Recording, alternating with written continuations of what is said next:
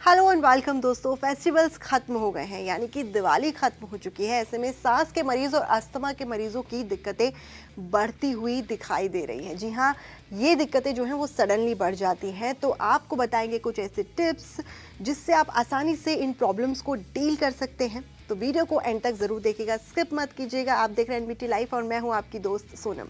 तो दोस्तों, गला अगर आपका बेहद ही सेंसिटिव है या फिर अस्थमा की प्रॉब्लम आपको है तो कुछ खास बातों का ध्यान आपको रखना चाहिए ताकि आपकी सांस लेने में आपको दिक्कत ना हो।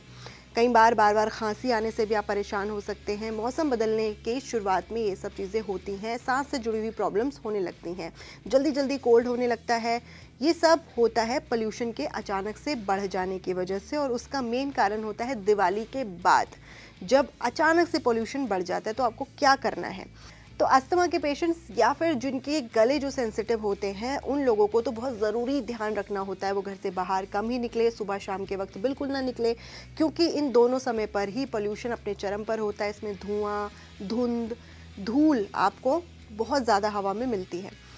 आप घर की हवा को आप कैसे क्लीन रख सकते हैं ये जानना भी ज़रूरी है। इसके लिए मैं आपको कुछ टिप्स देती हूँ। तो घर में अगर आप पूजा कर रहे हैं तो उस समय पर आप धूपबत्ती, मोमबत्ती, अगरबत्ती ये सब ना जलाएं, सिर्फ दिया जलाएं, या फिर लेवेंडर ऑयल या फिर लेमन ग्रास ऑयल आप डिफ्यूज़र पे डालकर रख सकते हैं। इससे जो है आपके घर का वातावरण भी अच्छा रहेगा, और ये दोनों ही ऑयल जो है वो घर की हवा को साफ़ करने में काफ़ी इम्पॉर्टेंट होते हैं। साथ ही ये आपकी सांस को भी क्लीन करते हैं, आपके जो फेफड़े हैं उसको भी क्लीन करने में मदद करते हैं। ये ऑक्सीजन के फ्लो को भी बनाए रखते हैं। तो ये काफ़ी इफ़ेक्टिव तरीका है आप अगर इस दौरान ये अपनाते हैं तो। घर के अंदर आप इंडोर प्लांट्स लगा सकते हैं, इसमें मनी प्लांट भी शामिल है। इसमें आप तुलसी लगाएंगे तो और भी बेहतर है। बाकी और भी कई सारे पौधे होते हैं जो आप लगा सकते हैं। खिड़की के आसपास इन्हें रखें, और हर प्लांट को आप 2-2 गमलों में लगा लीजिए। इसके बाद आप इसे घर के अंदर भी आसानी से रख सकते हैं। इससे आपके घर का वातावरण जो है वो काफ़ी शुद्ध रहेगा और आपकी सांस भी शुद्ध रहेंगी। वहीं अस्थमा और सेंसिटिव जिनका थ्रोट होता है उन लोगों को क्या खाना चाहिए, इस बात का ध्यान आपको ज़रूरत से ज़्यादा रखना होता है, क्योंकि कई बार हम ऐसी चीज़ें खा लेते हैं जिससे हमारा गला पकड़ जाता है। खांसी, ज़ुकाम, जकड़न, बलगम ये सब चीज़ें हमारे गले में आ जाती है और इससे हमें सांस लेने में दिक्कत हो सकती है। अगर ये प्रॉब्लम अस्थमा के पेशेंट्स को होती है तो उनके लिए तो ये बहुत ज़्यादा प्रॉब्लमेटिक होता है। तो आपको खाने पीने पे बहुत ज़्यादा ध्यान रखना होता है। तो आपको क्या करना है, दाल सब्ज़ी में आप लौंग डालिए, अदरक डालिए, लहसुन डालिए, कड़ी पत्ता डालें, दालचीनी डालें। ये आप ज़रूर अपनी डाइट में शामिल करें।